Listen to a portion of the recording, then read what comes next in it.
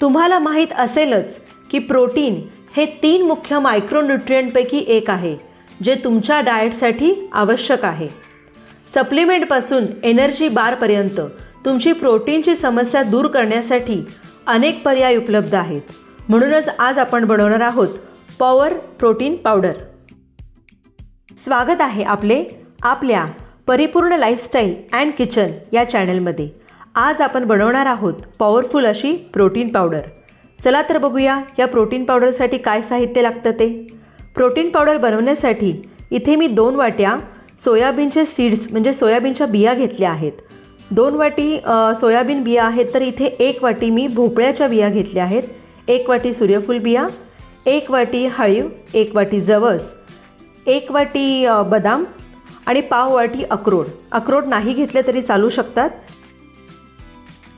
हे protein powder बनवण्याचा formula मला एका तज्ज्ञ डॉक्टरांनी दिलेला आहे, तो मी तुमच्याबरोबर शेअर करते. त्यामुळे तुम्हीही तुमच्या निरोगी आयुष्यासाठी ही प्रोटीन पावडर नक्कीच बनवून बघा.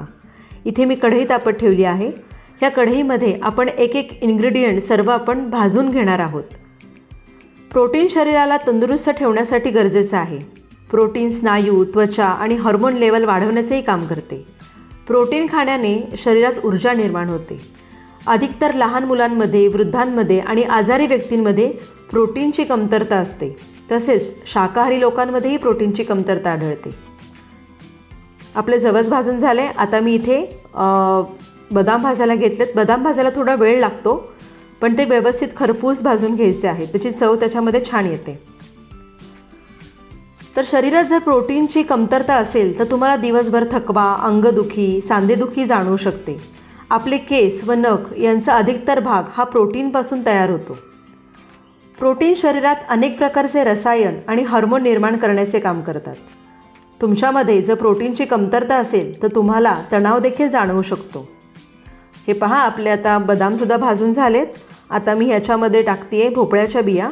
भोपळ्याच्या बिया साधारण तडतडपर्यंत आपल्याला गरम करून घ्यायच्या आहेत. भोपळ्याच्या बिया लगेच भाजून होतात. जास्त ह्याला काळपट नाही करून घ्यायच्यात आपल्याला. हे बघा, अशा प्रकारे आपण भाजून घेतोय. प्रोटीन्सपासून आणि शरीराला आपल्या अनेक फायदे मिळतात. प्रोटीन्स आपल्या शरीराला झटपट ऊर्जा देण्याचं पण काम करते. प्रोटीनमुळे आपले हाडी मजबूत होतात.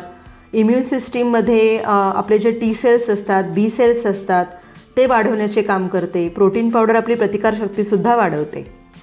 भोपळ्याच्या बिया भाजून झाल्यानंतर इथे मी सूर्यफुलाच्या बिया भाजायला घेतल्या आहेत. तसेच प्रोटीनयुक्त पदार्थ खाल्ल्यामुळे तुम्हाला लवकर भूकही लागत नाही. परिणामी वजनही कमी होते. आपल्या सूर्यफुलाच्या बिया भाजून झालेल्या आहेत. आता मी इथे घेते हळीव. हळीव पण आपण 1 वाटी घेतलेला आहे. तेही आपण छान गरम होतपर्यंत भाजून घेणार आहोत.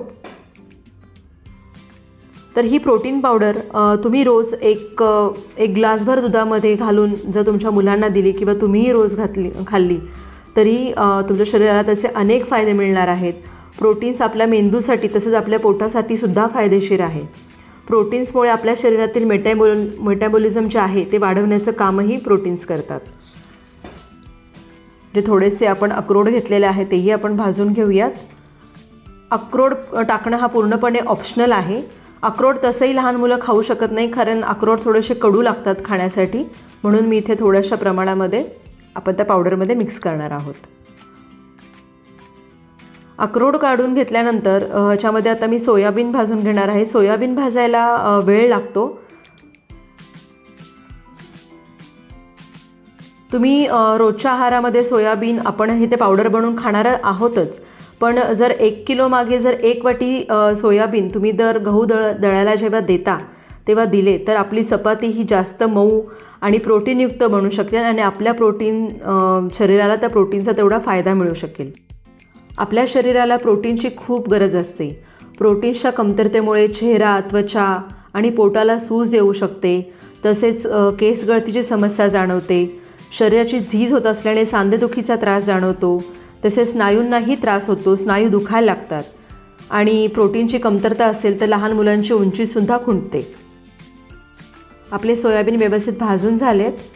हे सर्व पदार्थ आपण एका ह्याच्यामध्ये काढून घेतले होते. हे सर्व थंड झाल्यानंतर आपल्याला हे मिक्सरमध्ये बारीक वाटून घ्यायचे आहेत. हे पहा, आपले सर्व जे पदार्थ आहेत ते थंड झाले आहेत.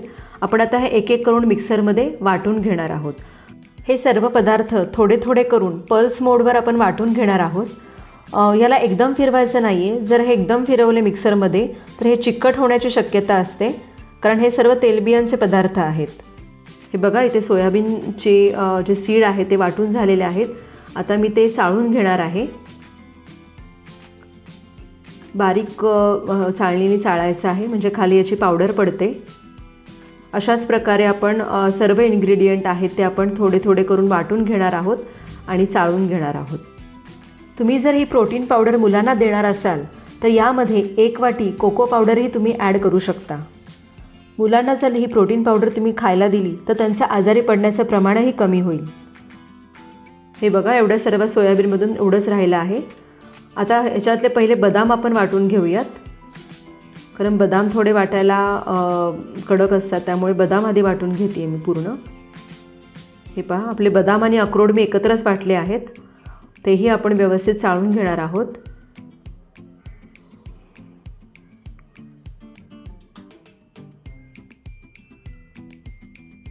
अशा प्रकारे सर्व एक एक एक करत आपण इन्ग्रेडियंट चाळून घेणार आहोत. हे पहा, सर्व जिन्नस मी वाटून घेतले आहेत आणि आपली इथे प्रोटीन पावडर तयार झाली आहे. मऊसूद बारीक अशी एकसारखी आपली प्रोटीन पावडर तयार आहे. बाहेरून प्रोटीन पावडर आणून मुलांना देण्यापेक्षा तुम्ही ही घरच्या घरी ताजी तुम्ही बनवून प्रोटीन पावडर देऊ शकता. आणि बाहेरून कितीही जरी आणलं तरी त्याच्यामध्ये थोडं तरी प्रिझर्वेटिव्ह किंवा थोडं तरी केमिकल असतंच. ह्याच्यामध्ये काहीही नाही आहे, अगदी सेफ आहे. तुम्ही घरातील सर्व सदस्य तुम्ही घेऊ शकता. एवढ्या सगळ्या जेव्हा वाटलं तेव्हा थोडंसं एवढं राहिले तर तुम्ही कुठल्याही भाजीमध्ये वगैरे तुम्ही हे वापरू शकता. हे पहा, या डब्यामध्ये मी भरती आहे. पॅकबंद डब्यामध्ये भरून ठेवायचे आहे प्रोटीन पावडर. एवढं सगळं जेव्हा आपण सामान वापरलं तुम्हाला दाखवल्याप्रमाणे, त्यामध्ये माझी पाऊण किलो प्रोटीन पावडर तयार झालेली आहे. घरातील सर्व सदस्यांनी जर 1 कप किंवा 1 ग्लास दुधातून ही प्रोटीन पावडर 1 चमचा रोज घेतली तर शरीराची रोजची प्रोटीनची गरज ही नक्कीच भरून निघेल. शाकाहारी लोकांसाठी तर वरदानच आहे. तर नक्की करून बघा ही प्रोटीन पावडर आणि रोज आपल्या आहारात त्याचा समावेश करा. चला तर मग पुन्हा भेटूयात पुढच्या व्हिडिओमध्ये. व्हिडिओ आवडला असेल तर नक्की लाईक, शेअर आणि सबस्क्राईब करा, कारण हा चॅनल माझा नाही, आपल्या सगळ्यांचा आहे. थँक्यू. Stay tune.